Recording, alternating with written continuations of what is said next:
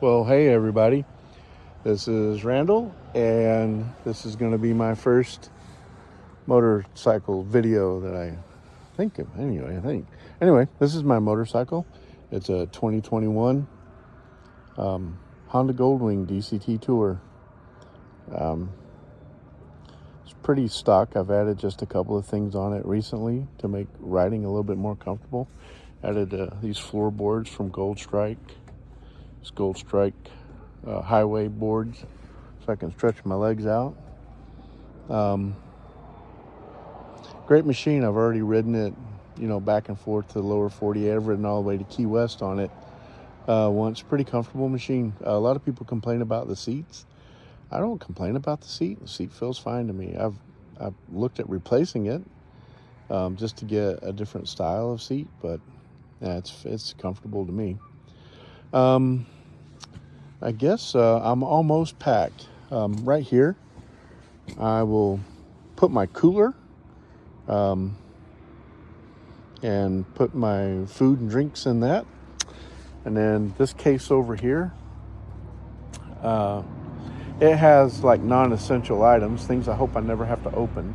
And the reason I put it on the left side is because when the bike is on the kickstand, the bike is leaning to the left. So this is like the least side that I want to get into. Stuff kind of dumps out of it sometimes. But there is a liner in there, a saddlebag in there. So most of the stuff in there, I've got a first aid kit, a tire repair kit, plug kit, air compressor, and a first aid kit, and I think a towel. In the back here, in the trunk, is basically my laundry. I don't pack a lot. In the past, I have packed a lot. I'm terrible at just overpacking. I way overpack. So I wear a riding suit, like an all-weather riding suit, and I'm in it all the time that I'm riding the motorcycle, so I really don't need a lot of clothes. So I've got like a pair of tennis shoes because I wear my riding boots, and some might want some tennis shoes. I've got one pair of jeans in here, 2 t-shirts, clean socks, undergarments, things like that, t-shirts and things. I love this stuff. It's the Honda Pro line, Pro Honda, whatever, spray cleaner and polish. This stuff is like the knees bees. I can't get enough of this. I go through cans of these things in the summertime. And these terry cloths, I have a ton of those. I get laughed at because I have so many of them. I can even carry them in my car. But I like to keep the bike as clean as possible. What else have I done to it? I added the Gold Strike lighting kit, which is actually pretty neat. You can control it with the phone. You can see it powering up there. And so it lights up. And another neat thing about it, it's the Gold Strike shock and all. When you hit the brakes, the whole bike just turns red, right? I like that. And then when you use the turn signals, the little things down here blink along with the turn signals. It gives you visibility, right? So that's good. Now I really don't have much to complain about this bike. I've been riding a long time, and the first bike I ever rode across country back in the 80s was a 1982 Nighthawk 650. I bought it on layaway at a Jim's Honda in Johnson City, Tennessee. Rode it to California and back a couple of times. And I think I ended up getting a Ninja 600 and then a Yamaha FZ 700. I had 2 of those. An 89 FZR 1000. Liked it. But all of those bikes I toured across the country, none of them were bikes that were made for touring across the country. So I've got no complaints with this bike. I traded a Harley Davidson Ultra Limited. It was a 2017 Ultra Limited. Loved the bike. And sometimes people ask which one I like the best. And for me, it's 6 one way, half a dozen another. I'm not a brand person, not really. I just go with whatever I think happens to be dependable. So far, this has been fairly dependable. I've only had one problem with it, and I can get into that later, maybe when I'm riding. You might have noticed that I have tape here. That's called track tape, right? Track armor. So if you have a car, a daily driver, that you take to the racetrack, and you just want to run it around the racetrack one day, you want to put this tape on there. It's not real sticky. It's not going to rip the paint off or leave anything on the bike when you go to take it off. But it'll protect the paint and the leading edges against some small rocks. It's not expensive stuff. I bought this roll right here. It's 100 feet long by 6 inches wide. Just take a pair of scissors, cut off what you need, stick it on. Like I said, it's not real sticky. I expect the rain to blow most of it off, and I'll have to reapply it. That's why I bought 100 feet of it, because I'm going to run into a lot of rain this year. Get the feeling, though. I will. You know, riding up and down the Alcan, you're going to get rocks.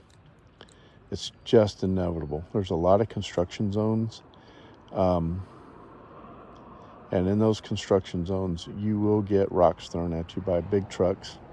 It's not anything personal, you know, but it just does happen. So I like to be just a little bit prepared. I've never riding the Alcan and driving the Alcan, and I've driven it probably 30, 40 times now, maybe even more than 40 times. And only one time did I have a mechanical issue. On a 1980 Jeep CJ5 that I built, I had a mechanical issue on, like, I don't know, the 5th or 6th time I drove it up the Alcan. I fixed it in a hotel parking lot. It wasn't that big of a deal, but never had a problem. No flat tires, nothing's blown up. And I've driven when it was 40 below zero in January. I've driven in the middle of summer. Actually, I got snowed on last summer in Moonshell Park. There's a lot of good apps that I like to use. I like to use websites anyway. Drive BC and Yukon 511. There's cameras on the road, and you get such good information on traffic, road closures. There's always avalanches, especially in springtime, you know, when you're in the mountains.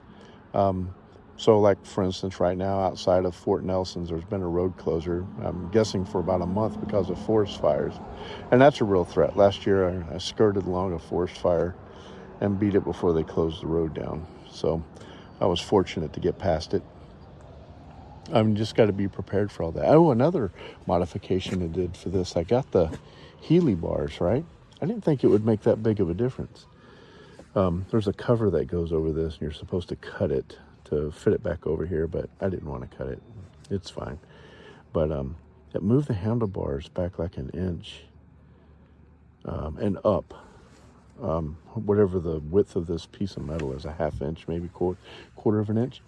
That made a heck of a big difference. I did not believe that it would, but it really did. It brought the handlebars back.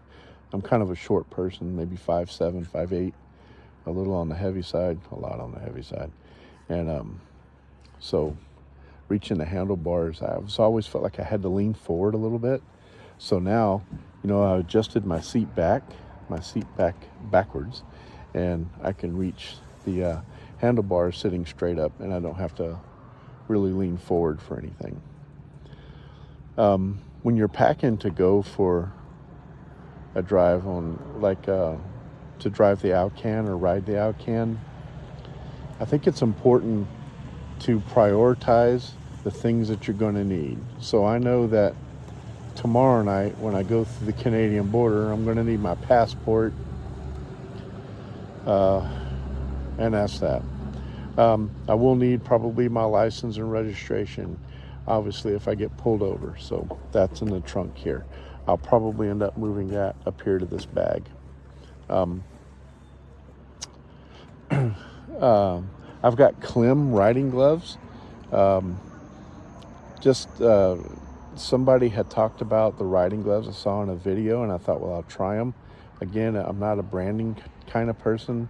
I do believe that you get what you pay for. So I tend to buy the more expensive things. They last a little bit longer, I believe.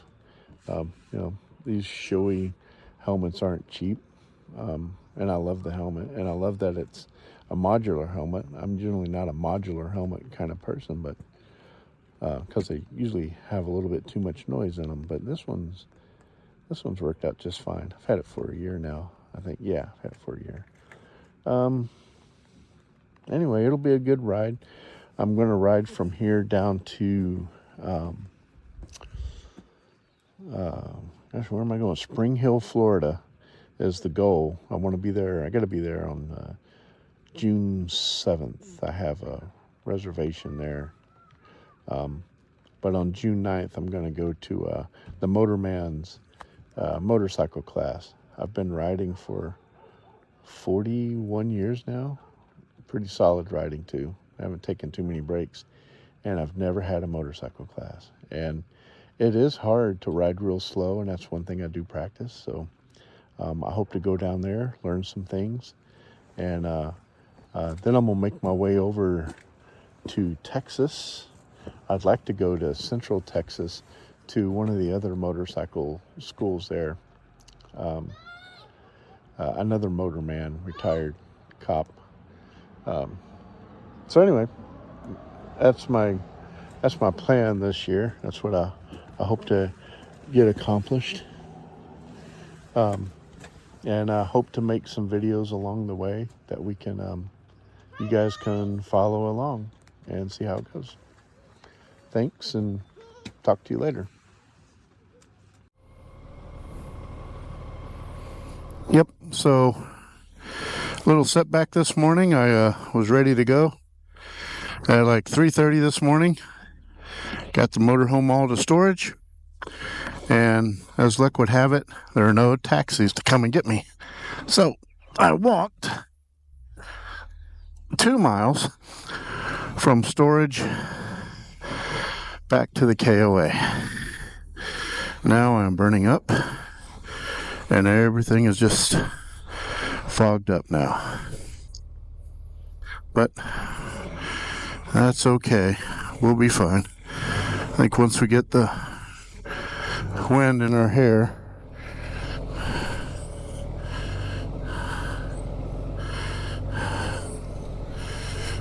we'll be okay.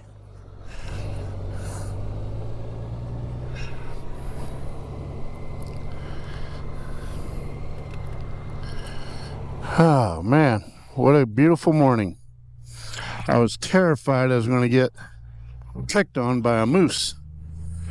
Luckily I didn't see any. I saw tracks, but no moose, so that's a good thing.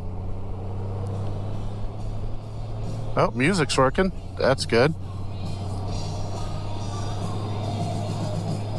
And heated hand grips are on. It's good.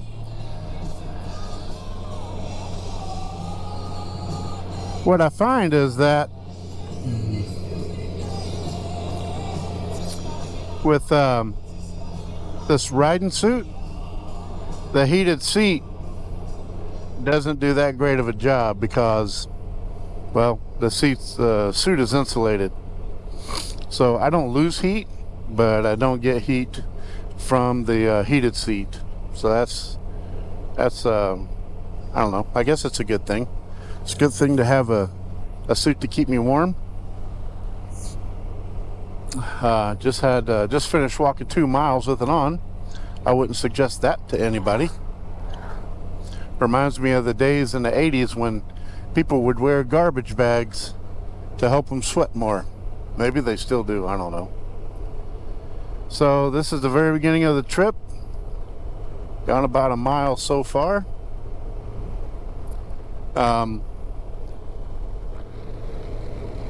I'd walked about 1.5 miles, and a good Samaritan stopped and picked me up, which was nice. And I know it was only a 30-second drive for him to drop me off, but really saved me 10-15 minutes of walking. I'm not a fast walker. I'm overweight.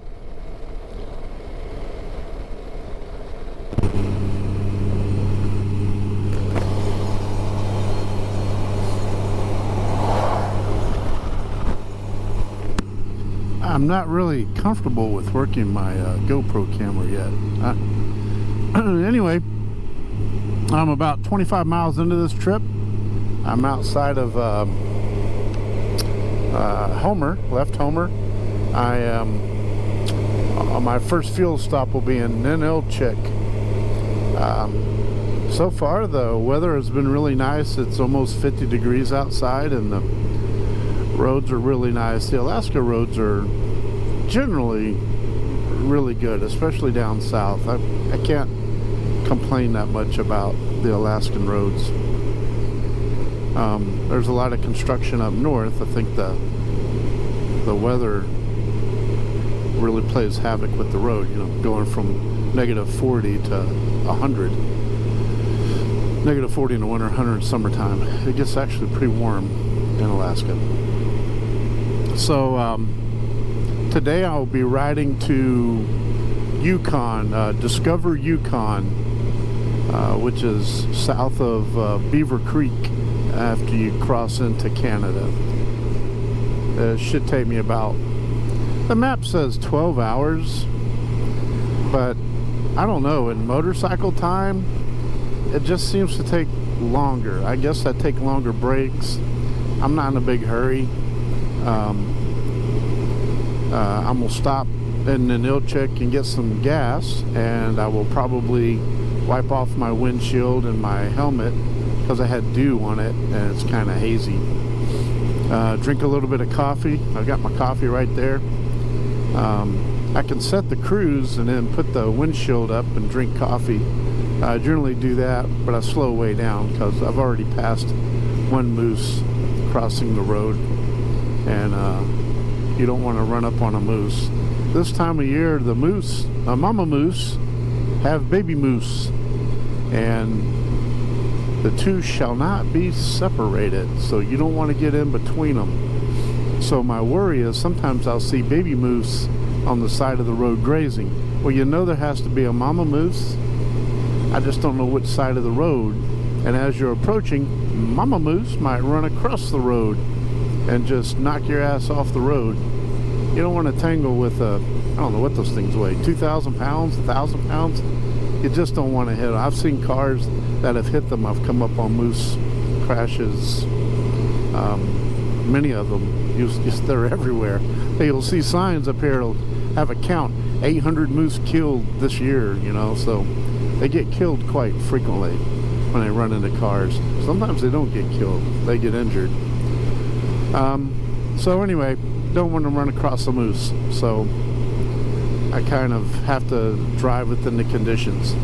Fortunately, one of the best things about summer is that it's daylight for a long time. So you can ride to 11 o'clock at night and it'll be just as bright as it is right now. Especially once you get way up in the northern latitudes. I'm at about the 59 degree mark. Once you get up to about 60 degrees and, you know, a little higher at latitude, the sun stays out much longer. You can actually just see it skirt around the horizon. So coming up on the Ninilchik here, this part of the highway is the most western U.S. road that you can get to, that you can drive to.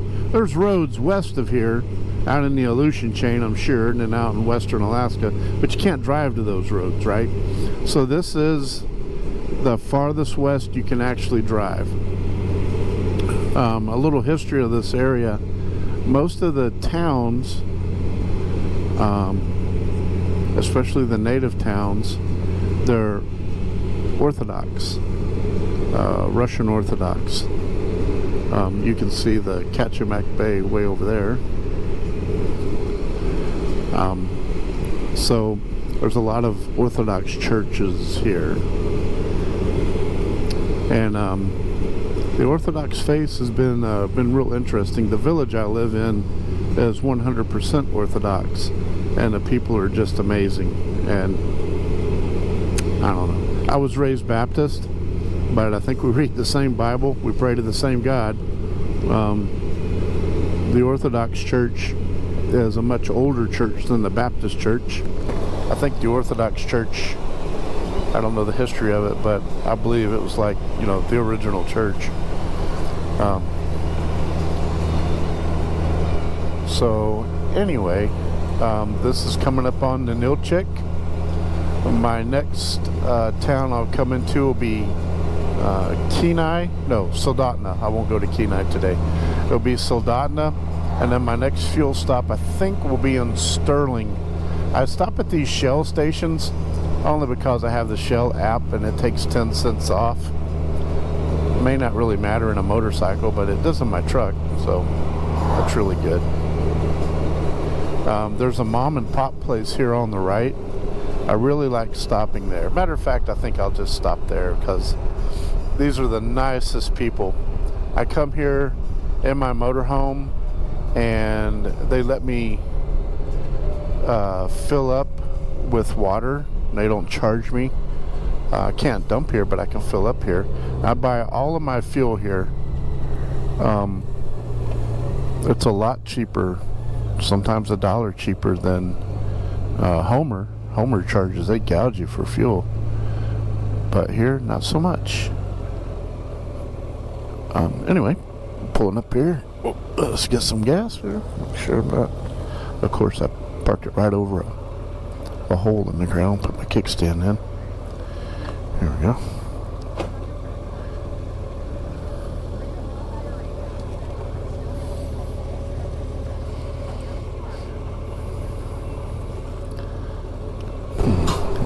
All right, coming into Soldotna.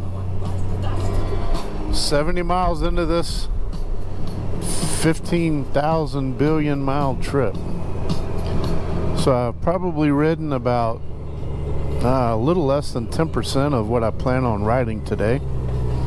My goal, like I said, is to make it to the Yukon territory.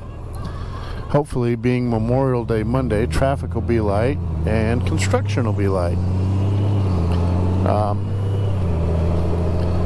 Soldotna is a really cool little town. Our district office is just up the road here and to the left. There's the Kenai River.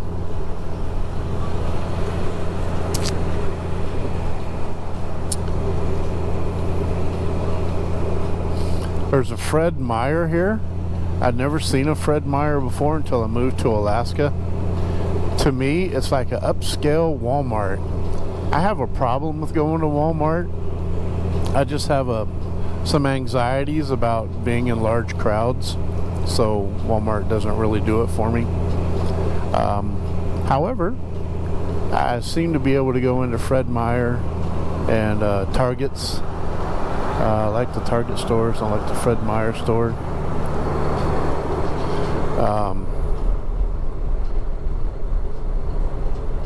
Yeah, this is a nice little town. Most things may be closed today. I'm just realizing it didn't look like... I don't think Arby's is open, but it's still early, right? Yeah, it's only 7 o'clock in the morning.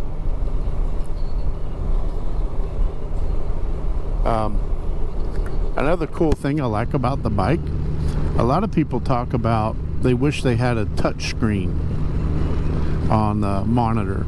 Harleys have touch screens. I don't know about Indians. I've never ridden one. But I knew the Harley had touch screens, and I like the Harley touchscreen. I like that, you know, the Harley dealerships pop up on your maps as you're riding along, and that's pretty neat. But one thing I like about this, and to me it's okay that it's not a touchscreen, is I just use voice command, right? So I can say something like, give me directions to Tok Junction. So, give me directions to Tok Junction, Alaska.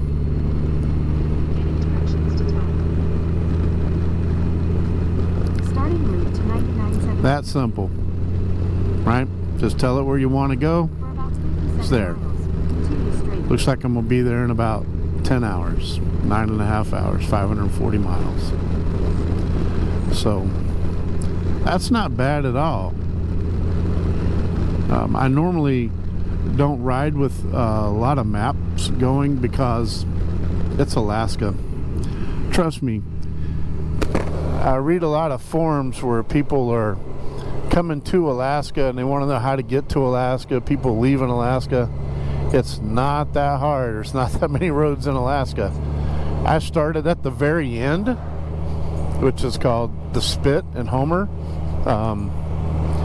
and you just go north, just head northeast, and if you happen to mess up and head northwest, it will eventually take you northeast. You cannot possibly get lost on accident. You maybe on purposely get lost, but not on accident. And then to get to the lower 48, just stay on the road. Keep heading on the road. Keep going east. Eventually the road will just turn south. You don't even have to get off of it. It'll just go south. Takes you over to Edmonton, and then south to Calgary, south to the US. It's really hard to get lost up here. So normally I don't use the mapping software, and the points where I'm going to change direction, like at Toke Junction, I'll stop going north and start heading east and south. You know, it's 540 miles away. It's quite a ways. So it can be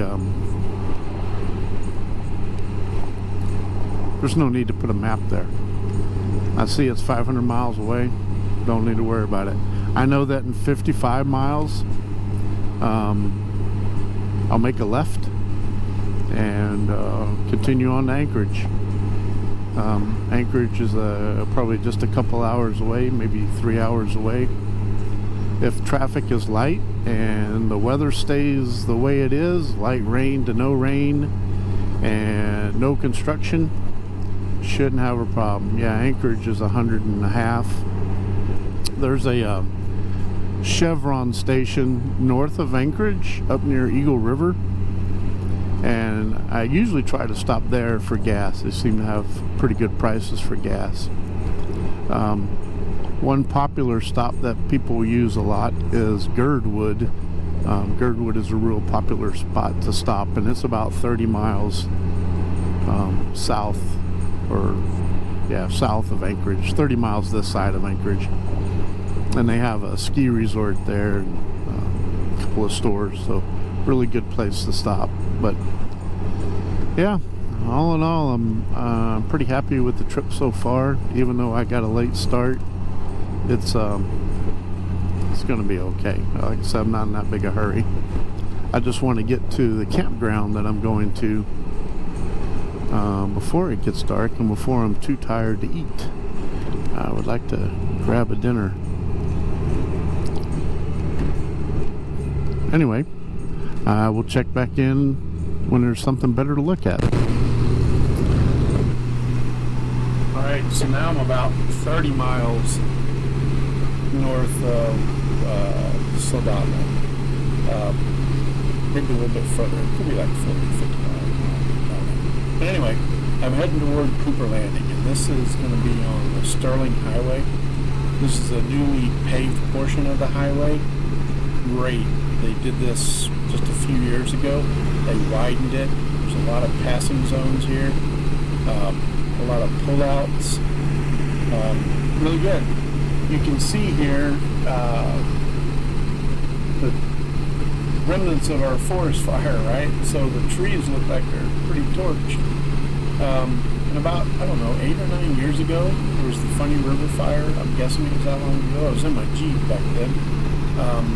And just burnt this place to a crisp. I guess it was in the summertime because I was leaving it to go down to lower 48, and oh, there's a moose. Anyway, the beautiful ride. The highway is wonderful. In the summer, since this is the only road that goes to Homer, it's what connects the rest of Alaska to Homer. In the summer, it can be crowded. There can be long lines of motorhomes and cars, especially on the weekend, but all throughout the summer there's a lot of traffic heading south and north, especially towards the end of the summer. It's moving. A lot of impatient drivers here, so this is a pretty deadly highway.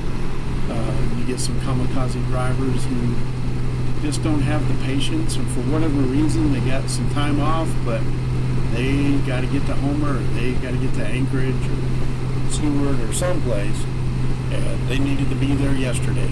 So in the summer, I would just say be patient and enjoy the ride, enjoy the scenery.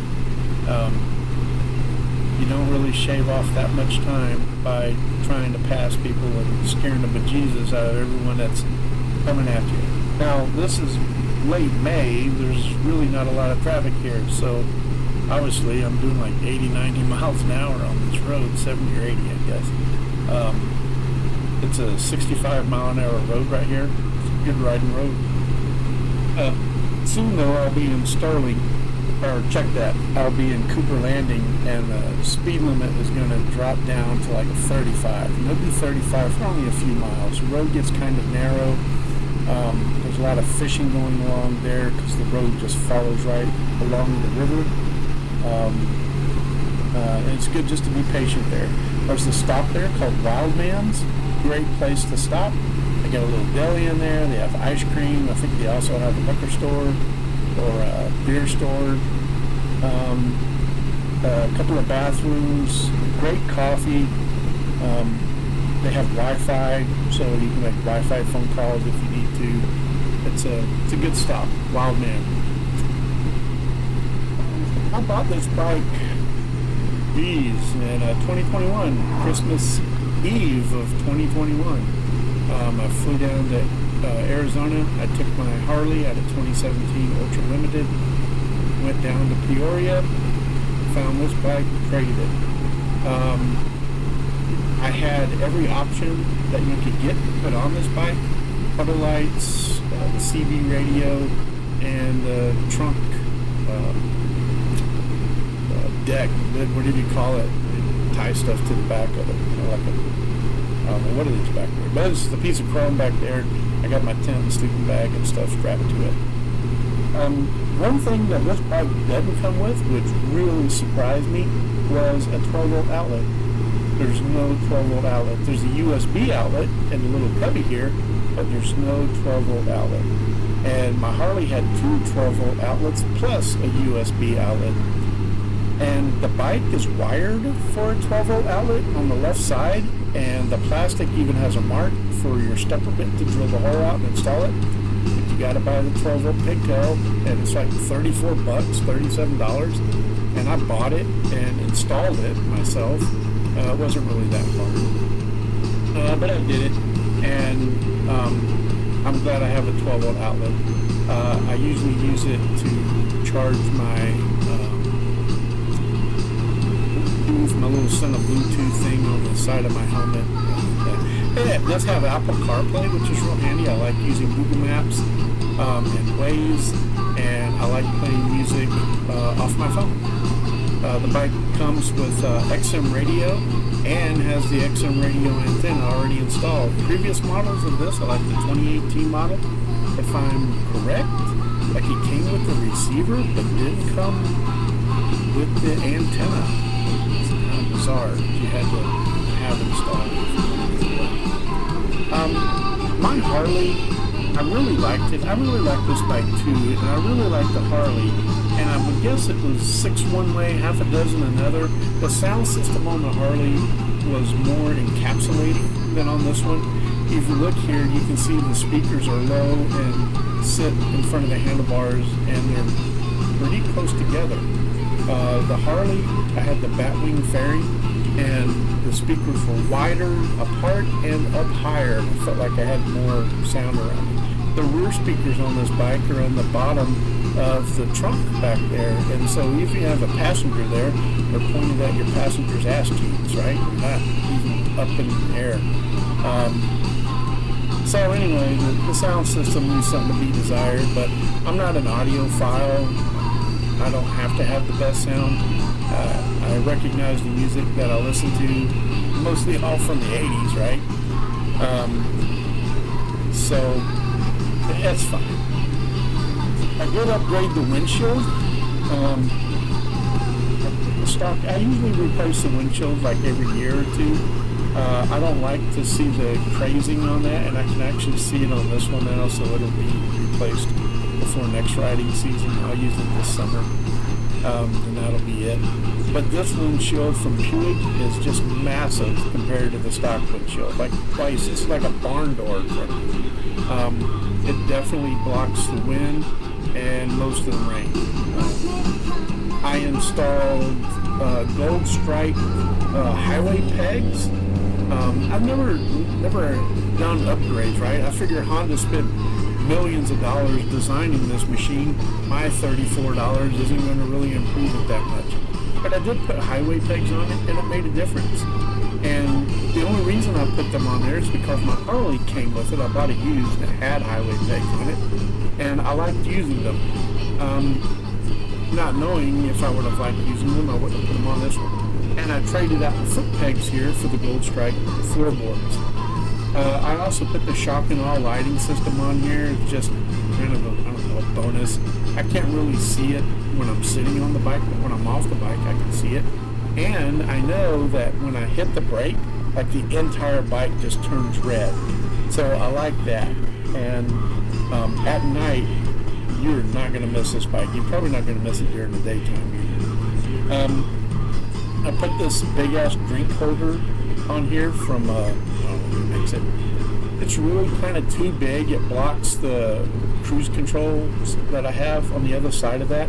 I wish I had bought the smaller one. I don't need the bigger one. I bought the biggest one, but it's so expensive. I'm not going to throw it away. Like $70 or $80 for it. I also put handlebar risers on here. So that was the big chance I took, and it raised the handlebars up, I think, an inch or 3/4 of an inch, and moved it back 3/4 of an inch, and that made just a world of difference. I didn't know, and you know, it was not that expensive. I could return it if I didn't like it, but I love it, so I'm keeping those on there. But all in all, this bike has just really performed amazing. And when you have a Honda, you have this knowledge that it's going to be capable and it's going to be reliable. The reliability part, especially riding where I ride, is just amazing. It's a big stress relief to know that this thing is probably going to run a lot longer than I will. Headlights are bright. It's a good machine. I would wish that, you know, everyone could ride one and enjoy, especially if you like to tour long distances. I love this ride because I like meeting those guys. A lot of you see a lot of adventure bikes, BMWs and such up here on this ride, and you catch a lot of Harley riders. I have seen a few Goldwing riders, but I typically ride with myself. But getting into Cooper Landing here, the speed limit down to really 35 miles an hour. You can see how narrow the road has gotten. A little bit bumpier. But anyway, I hope you guys enjoy the rest of this ride. I only got like 5,000 million more miles to go, so there'll be plenty of time for I gotta get on here and talk about something. I don't know what, but I don't have anyone else to talk to but you. So I just filled up in Girdwood, gone almost 185 miles. It is 9 a.m. So this is the Turnagain, a Turnagain arm. It's this is actually a really dangerous part of the highway. Now they've been improving it a lot, just in the 12 years I've been up here. Especially in the summertime, this gets just full of RVs and motorhomes. And I don't have anything against RVs and motorhomes. I got a motorhome myself. However, you know, tourists tend to poke along.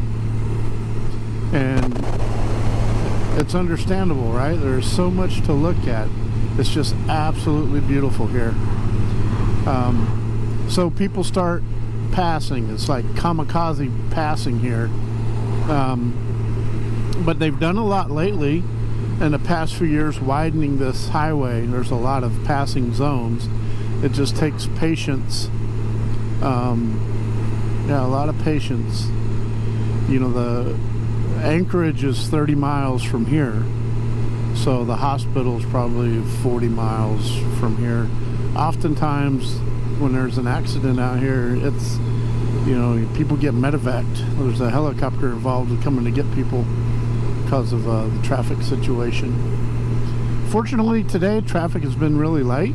I guess it's due to being Memorial Day, Monday, Memorial Day. There's no construction. It's going to resume tomorrow. So far there's no construction. All the construction stuff's sitting off to the side. The weather's been cooperative. It's just been drizzly here and there.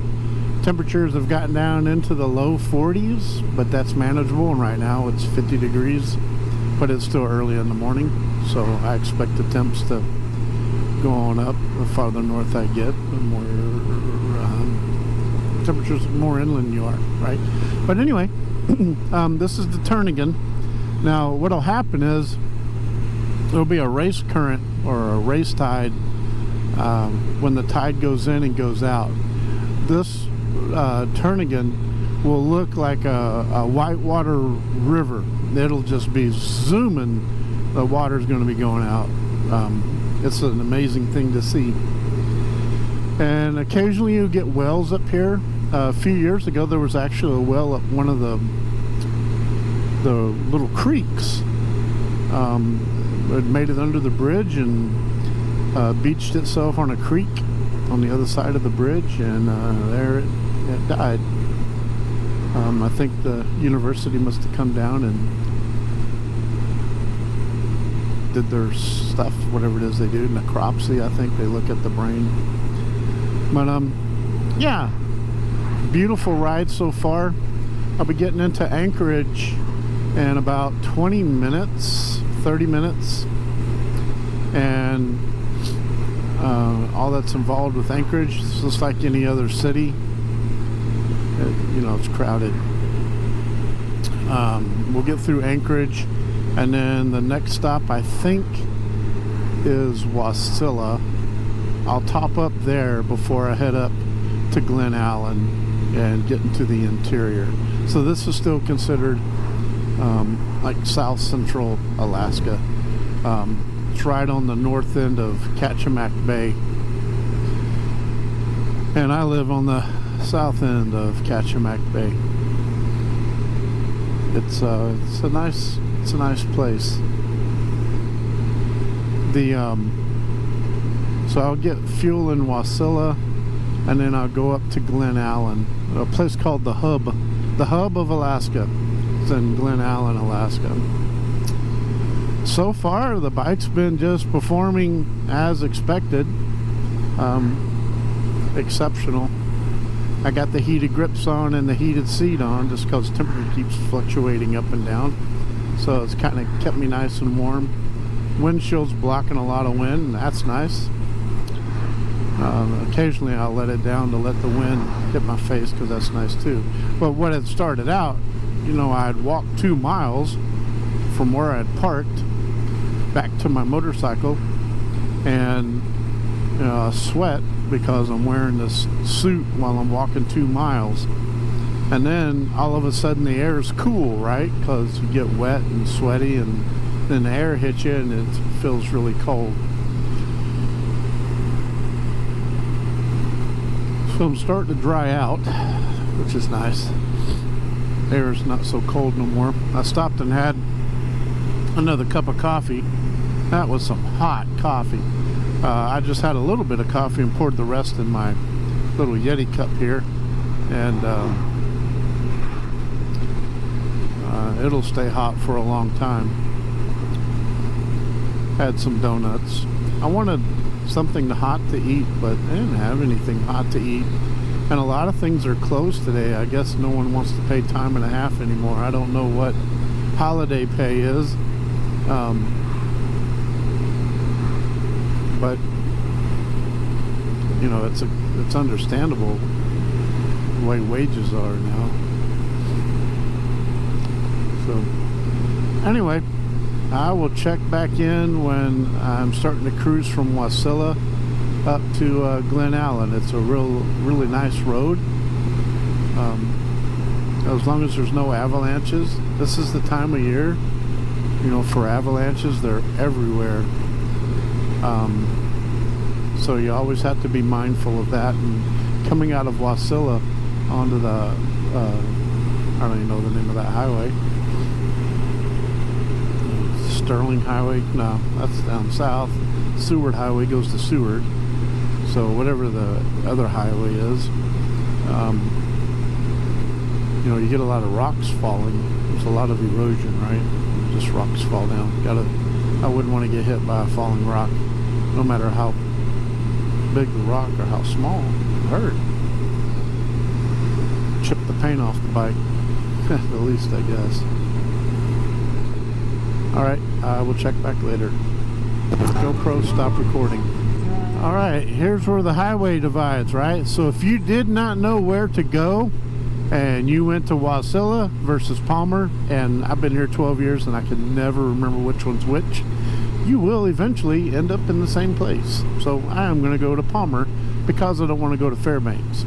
However, if you go to Wasilla and go toward Fairbanks, you will go past Mount Denali, and which is the highest mountain in North America. So there is a benefit with going that way, and it's a nice ride. It's beautiful going that way, actually. Then you get a chance to get through Fairbanks. But I am going this way to get up to a place called Glen Allen. So a lot of people ride the Alcan Highway, and they say they complete the Alcan Highway, but a lot of people short themselves about 100 miles of the Alcan Highway. And here's why. When you're coming up the Alcan Highway or going down the Alcan Highway, people go this way because this is the shortest route to like Anchorage and Homer, wherever the fishing is, Kenai. And so they take what's called the Tok cutoff. The Alcan actually begins and ends in Delta Junction. They have a little visitor center there. You can go in there and get a pin that says you completed the Alcan Highway. But a lot of people turn in Tok, take the Tok cutoff, and go to Glen Allen, and they miss, well, I say 100. It's probably several hundred miles, because it's probably 100 miles past Tok to Delta Junction, and there you would make a left and start heading south, and then to Glen Allen, probably over 100 miles. So it's probably a couple of hundred miles. But I always go this way. Only two times I think I've driven the Alcan and on purposely went from Dawson Creek down in the BC all the way to Delta Junction. But the one time I went through it, I was trying to get to a hospital in Fairbanks, so that was the nearest hospital, and I had to go through Delta Junction. But don't sell yourself short. Go all the way to Delta Junction and get that pin, and you get like a certificate. I don't know how you prove it. I guess it's you know, it's on you, right? If you lie about it, I guess, if it's that important. But yeah, you can get a certificate and a pin. Or maybe you get something stamped in Dawson Creek. I do not remember. You might get something stamped. But anyway, the weather was looking actually kind of ominous, these clouds. But I haven't ran into any rain, really, though the road is wet. It's probably was raining all last night, I think. But I have a feeling in about an hour or so I'm hopefully going to be out of it, which I don't mind this. It's 51 degrees and just cloudy. It's not even raining. I'm getting some sprinkles from the road, vehicle in front of me. And this road always seems to be under construction through here. I don't know what they're building. Maybe they're widening it. Yeah. Anyway, just going to say, it doesn't matter which way you go, Wasilla or Palmer. One's just longer than the other, but you will get to where you're going for sure. And I'll check back in later. GoPro, stop recording. So here we start. But people know the Alcan, right? And I'm just a few miles out of Palmer, so I haven't even gone 280 miles yet. Well, just about 280 miles. So, got to be really careful. There'll be a lot of this. Fortunately, it's kind of packed. It's really packed. It's hard as concrete. And it's wet, so not so dusty. And it's not muddy, which I like. And it didn't last that long. So I'm heading up to Glen Allen. Glen Allen will be, this is the Glen Highway. I couldn't remember the name of it earlier. And I'll be refueling in Glen Allen and then Toke Junction. The next fuel stop after Toke will be Canada, Beaver Creek, Yukon Territory.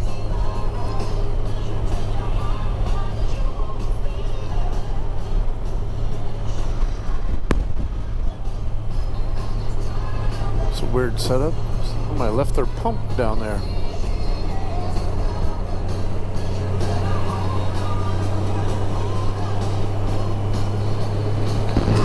GoPro, stop recording.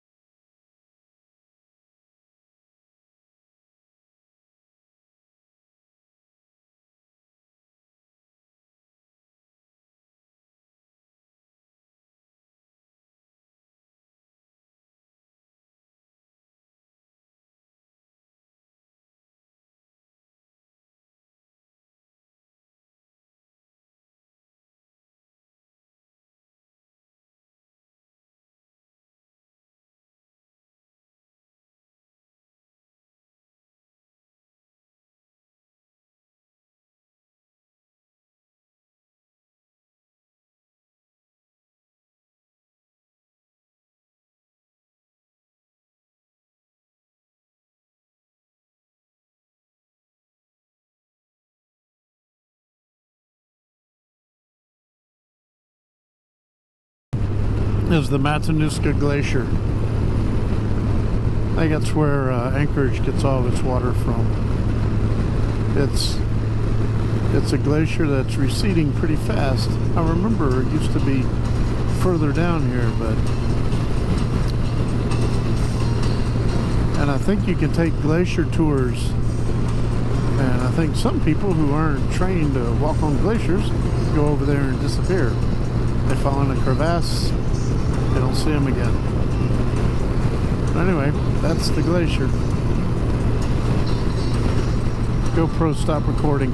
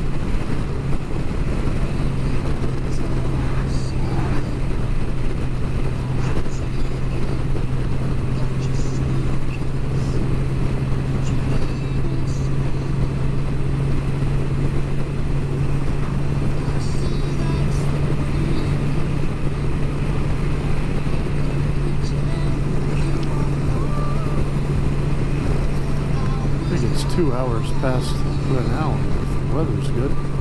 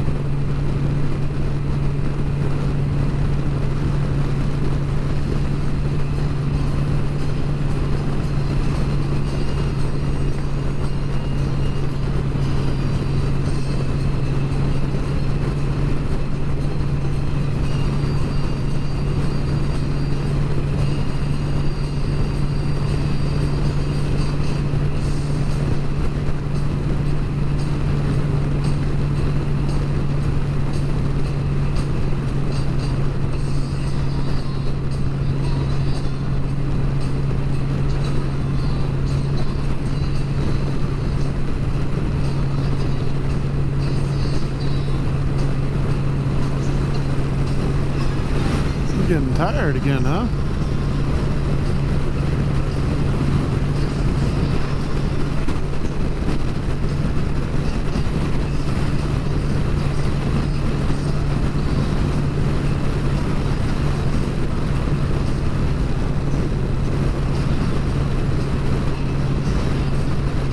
Caribou herds come through here.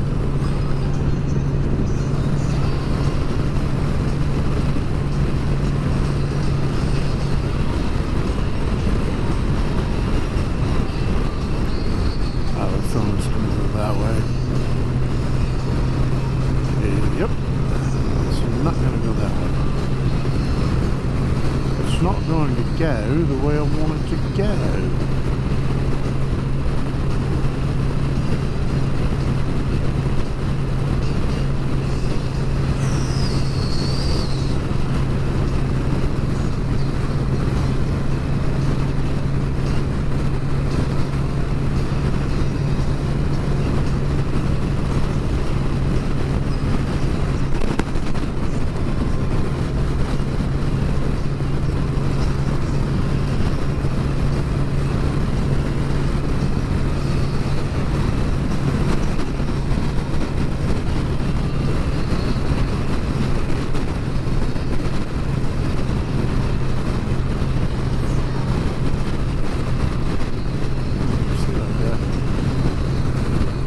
Come on, go that way. There's no need to go that way. That's like the wrong direction. Oh man, I thought that was a popo for a second. Had a weird profile.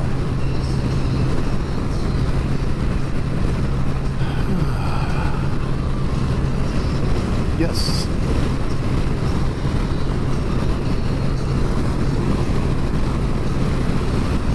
Yes. We've got to go that way. I don't want to go that way. Go, mate. I don't want to go that way.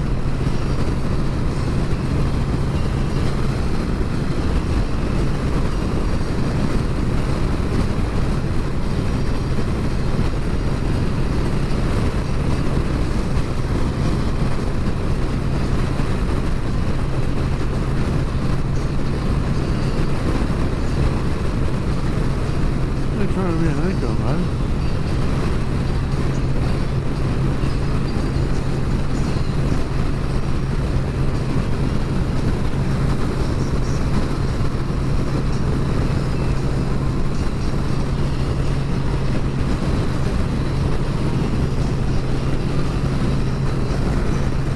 You're not gonna ride like this the rest of the fucking trip, just today. To kind of make up for missing yesterday.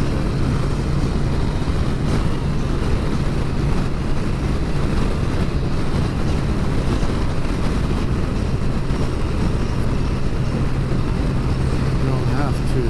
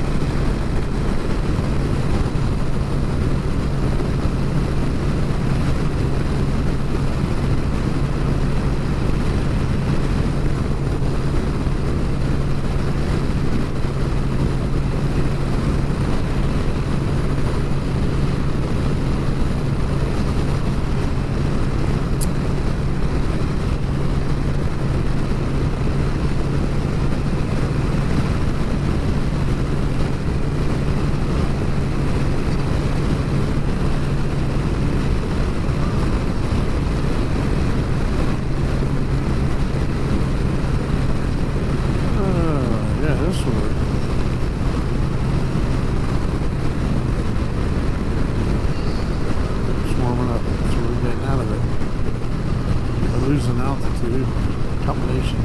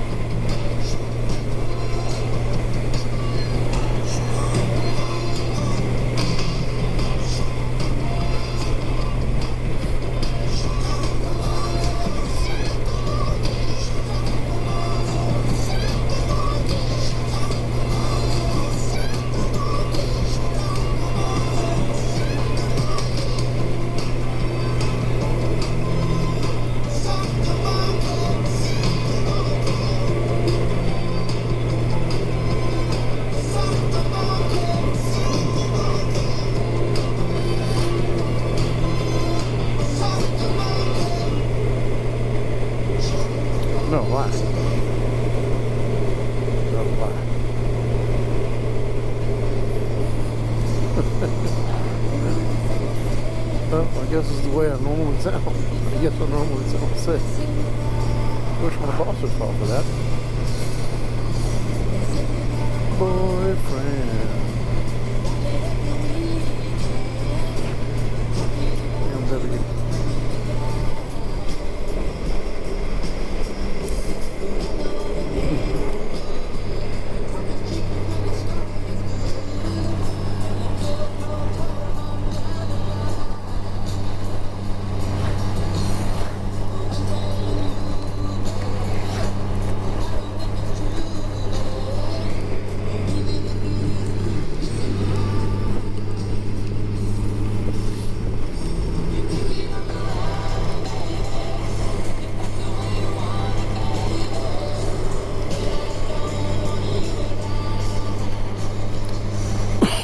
Well, this is good. Less wear and tear on my tires, right?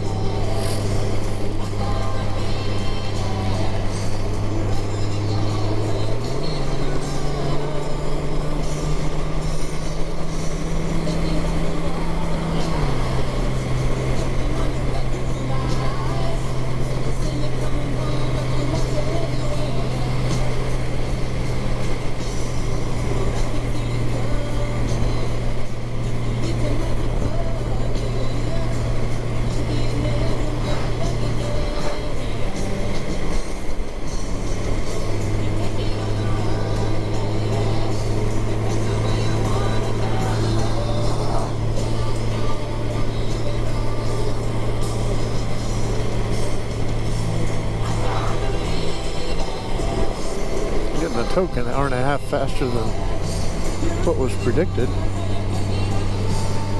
and hopefully that's predicting the toke cutoff, right?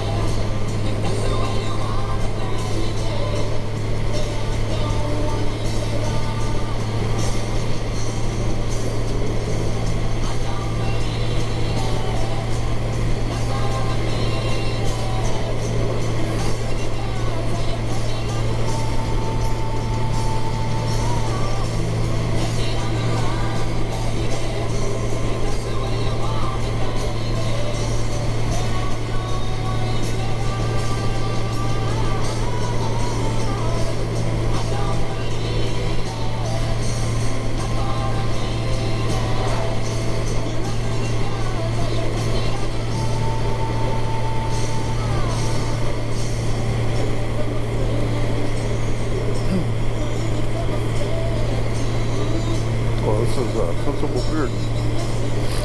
Paul beard.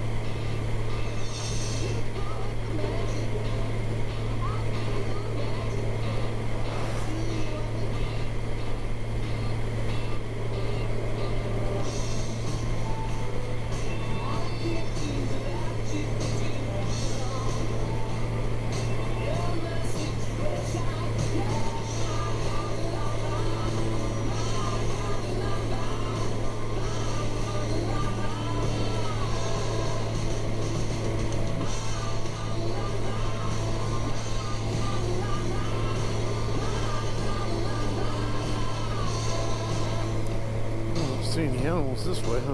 Uh-uh.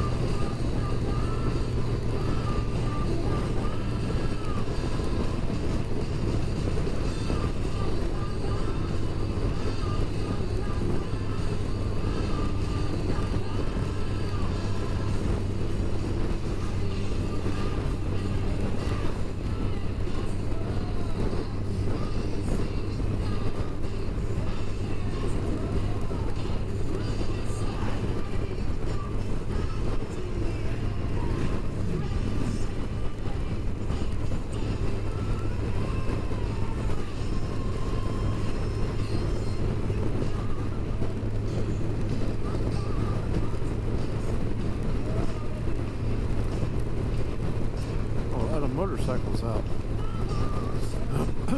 Yep.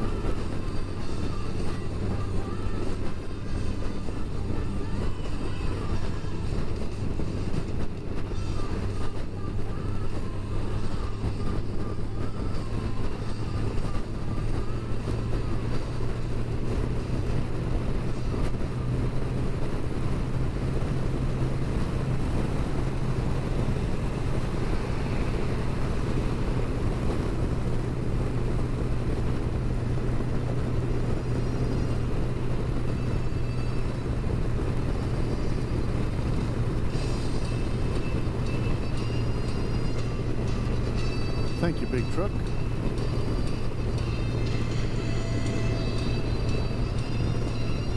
Thank you, big truck.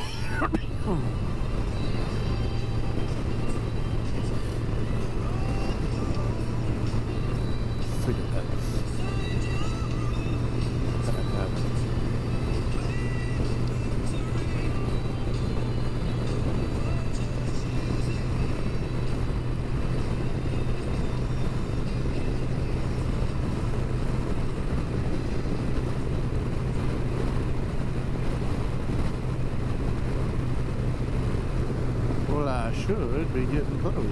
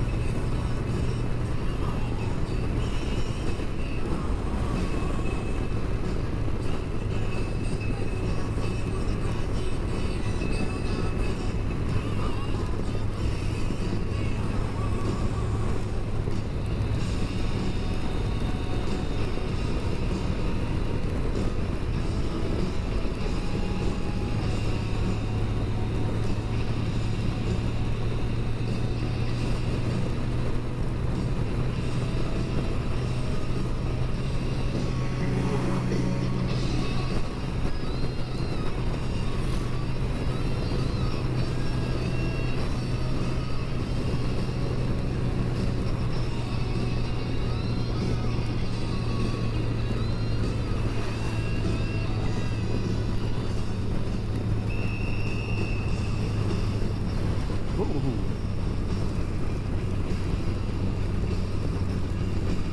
that didn't go over too well, did it? That was slippery.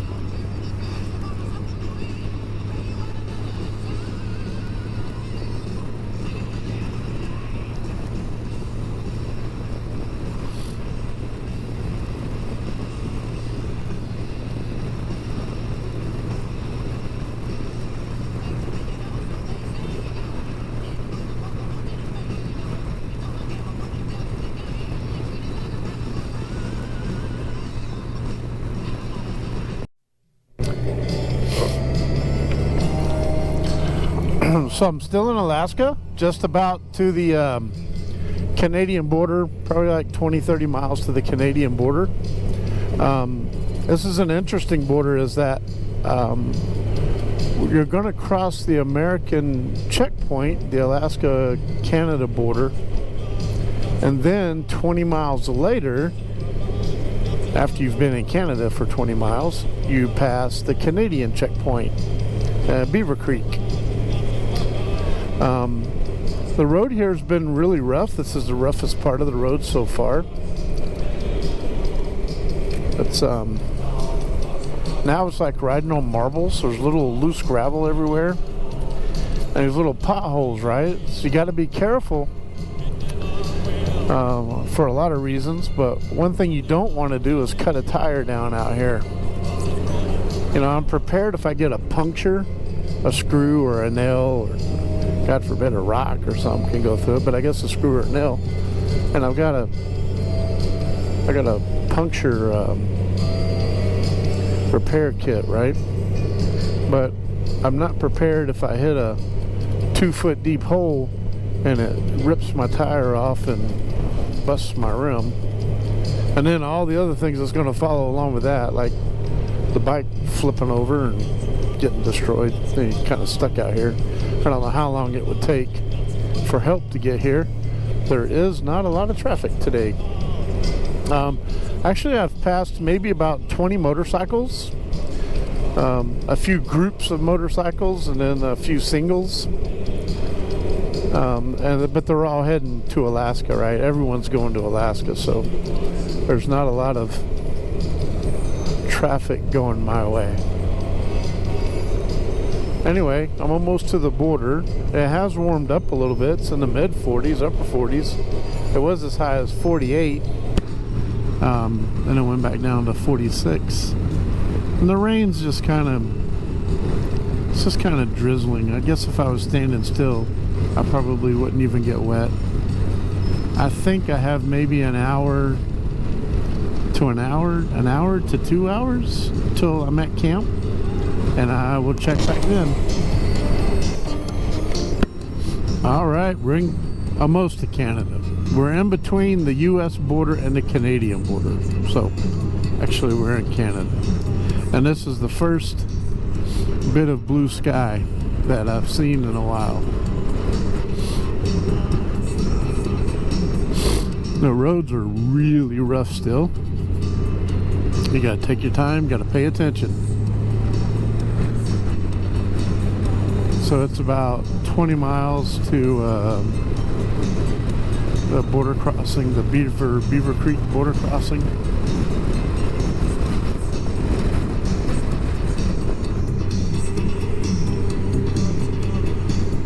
It's going to be a really nice ride, I think. Hopefully that rain that I was going through doesn't follow me.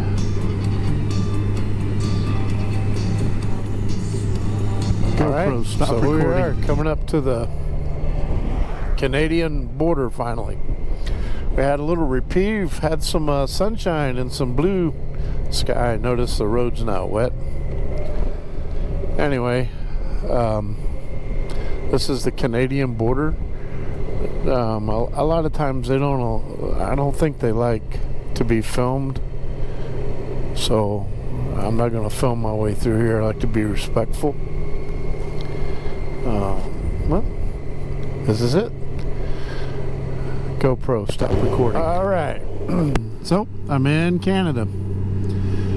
Just got some fuel and stopped at Buckshot Betty's, and I got about 30 miles to go to get to the Discovery Yukon campground. Those are for frost heaves. It's frost heaves. It gives us all these bumps in the road, right? I'm enjoying the sunshine for a few minutes. It's 53 degrees. That's the best it's been all day. I see clouds up ahead though, but for now it's sunshine. I got about 30 minutes to go, I guess, get to the campground. Hopefully there's still some sunshine when I get there. Hopefully they have something to eat. I've seen online you can get food delivered to your cabin or your tent or whatever, or you can eat, if it's early enough, you can eat there. You can even order food, I think, to grill out. That seems like it's going to be a pretty interesting place. I've been by it, I don't know how many times, but I guess I just didn't think it was open. I don't know. I never stopped there. All the possible times I could have stopped there. You got to watch cars, you see. So what ends up happening is there's damage only sometimes in one lane, so they come over in the opposite lane to avoid the damage, and they don't have to slow down.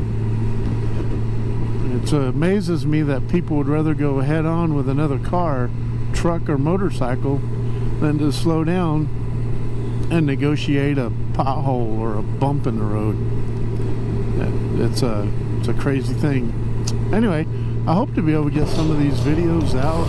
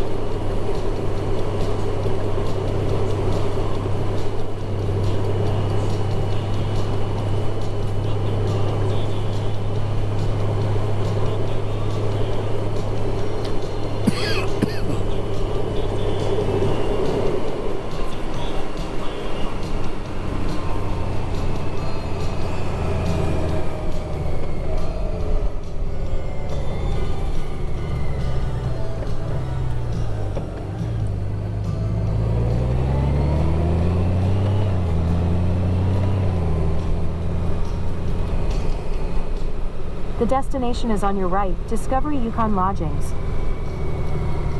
Arrived.